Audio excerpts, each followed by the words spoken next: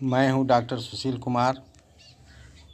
आज के वीडियो में देखें question number 40। What is apomixis and what is its importance. Apomixis क्या है और इसके क्या महत्व हैं। Answer: apomixis it is the formation of new individuals or seeds with embryo growing directly from diploid cells of nucellus or integument. Example: mango, orange, diploid egg or some other gametophytic cell. इसका example Apple. Apomixis एक नए individuals या seed का बनना है embryo के साथ, जो सीधे सीधे ग्रो कर जाता है न्यूसीलस या इंटीगुमेंट के डिप्लॉयड सेल से। The organisms reproducing through apomixis is called एपोमिक्ट। जो ऑफस्प्रिंग या जो ऑर्गेनिज्म उत्पन्न होते हैं, रिप्रोड्यूस होते हैं एपोमिक्सिस के द्वारा, उस ऑर्गेनिज्म या ऑफस्प्रिंग को एपोमिक्ट कहा जाता है। एपोमिक्सिस का एक बहुत ही महत्वपूर्ण एग्जाम्पल है डैंडेलियन, जिसको सिंह पर्णी हिंदी में कहा जाता है। यह डैंडेलियन बहुत ही उपयोगी है। Dandelion can be used in cancer. इसका उपयोग कैंसर जैसे घातक बीमारी, कैंसर में भी इसका उपयोग किया जाता है। सबसे ज़्यादा जो इसका फ़ायदा है वह लीवर से संबंधित बीमारियों में। डैंडेलियन लीवर के लिए बहुत ही फ़ायदेमंद होता है। लीवर का सेल जो डैमेज हो जाता है किसी बीमारी के कारण, उसको मरम्मत करने में ये महत्वपूर्ण भूमिका निभाता है। लीवर का फंक्शन सही हो उसमें भी मदद करता है, और जैसे ही लीवर का फंक्शन सही हो जाता है तो पाचन शक्ति को बढ़ाने में ये मदद करता है। यानी डैंडेलियन के उपयोग से लीवर का फंक्शन सही हो जाता है। फलस्वरूप लीवर से जो एंजाइम उत्पन्न होते हैं वो पाचन क्रिया को मजबूत बना देता है, पाचन शक्ति को बढ़ा देता है। किडनी की बीमारी में भी ये लाभकारी है, ब्लड प्रेशर में भी लाभकारी है, डायबिटीज़ में लाभकारी है, स्वेलिंग में, इन सब बीमारियों के ट्रीटमेंट में इसका उपयोग किया जाता है। इसके अलावा आर्थराइटिस है, स्किन को मुलायम बनाने में मदद करता है। बहुत सारे बीमारियों में ये मदद करता है।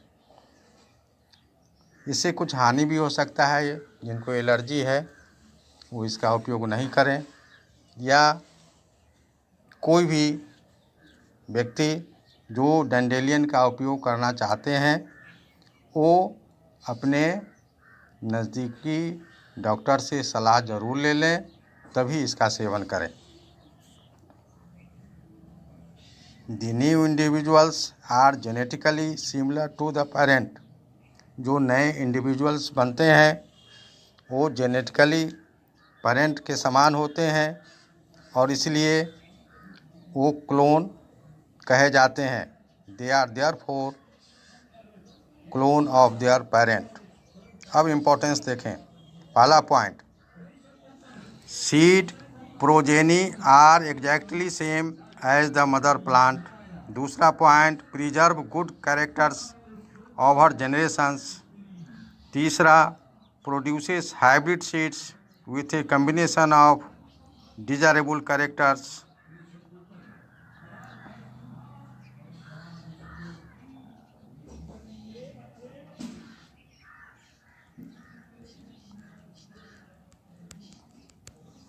इसके बाद देखें,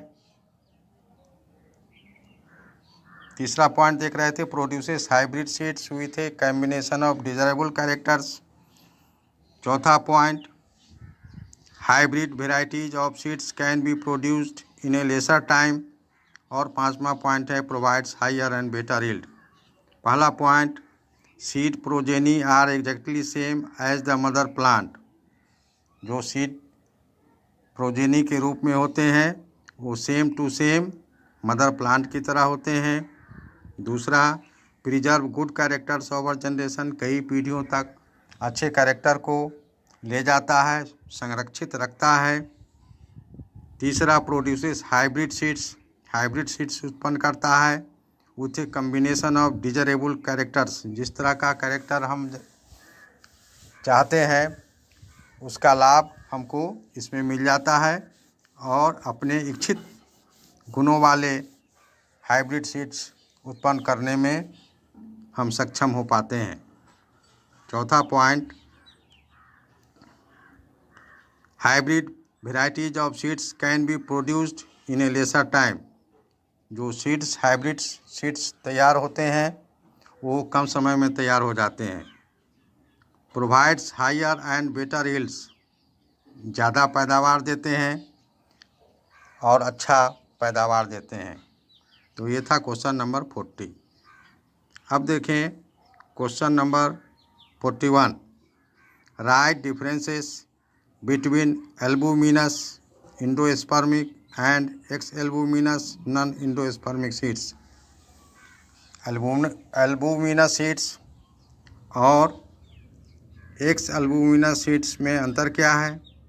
एल्बुमिनस सीड्स को ही इंडोस्पर्मिक सीड कहा जाता है और एक्स एल्बुमिनस सीड को ही नॉन इंडोस्पर्मिक सीड कहा जाता है।